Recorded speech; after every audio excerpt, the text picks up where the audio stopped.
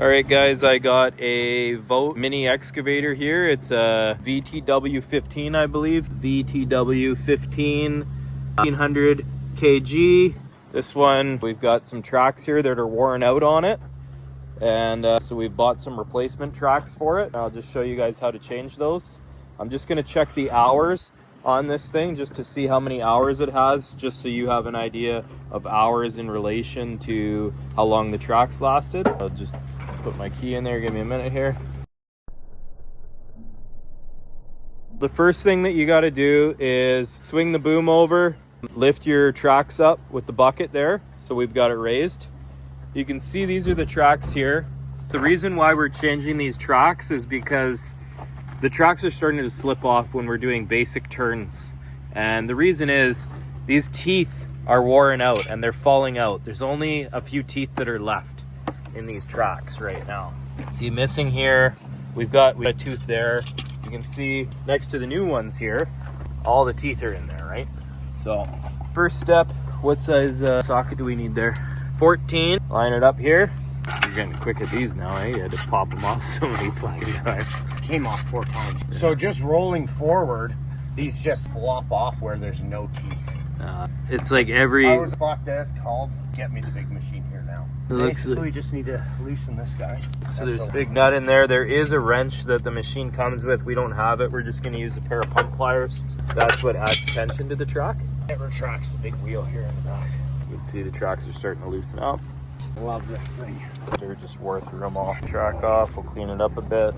So we got 401 hours on this, and we already wore the tracks out on it. All right, so the size of these tracks here that we got, they are SC 180 by 72 by 37. What's the best way to do this? Hook the wheel first? Yeah. Never put your leg or anything under there to hold yourself up, because if you lose your hydraulics. Good call.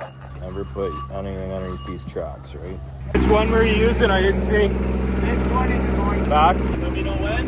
Done? I just got to get it. Well, it just slipped off the back here. Oh, yeah, we just got to tighten her up. So if your tracks are coming loose on you guys, always check that bolt, make sure she's tight, right? You will have to unloosen the locking nut to tighten it more. So this is probably going to be the same for the VTW12 and the VTW15. It starts to change when you get the 2-ton machine. We've got one over there. The tracks are a little different on that one. They're a little better. All done. Do the other side.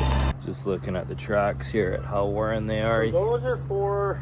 obviously the teeth on the machine to go through for the grippers. You can see this track was done. It was already split right here. It was ready to go. That's where these lock in, right?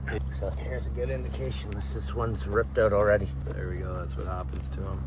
And then it sticks and jams and causes damage. So cannot leave loose teeth on it. There we go. The only thing holding those tracks on once you lose a few of those. So that's it, guys. If you can do one, you can do two. It's the video. Figured I'd give you guys a quick just shot of all the different machines we got. So this is the skid steer right here. This one's by Madison. I believe they're just across from the Vote factory. This one here is our bigger one here. Enclosed cab. We paid a little extra to have that enclosed cab. We got a fan in there and a heater. It's a little better machine. Got a little more power. A little nicer that it's closed off, right, when it rains. So how deep does the little one dig? 6 feet, right? 6 feet max. 5.5 feet. I'm tilting. What about this one? What do you figure this one does? This should do close to 6.5. 6.5, yeah.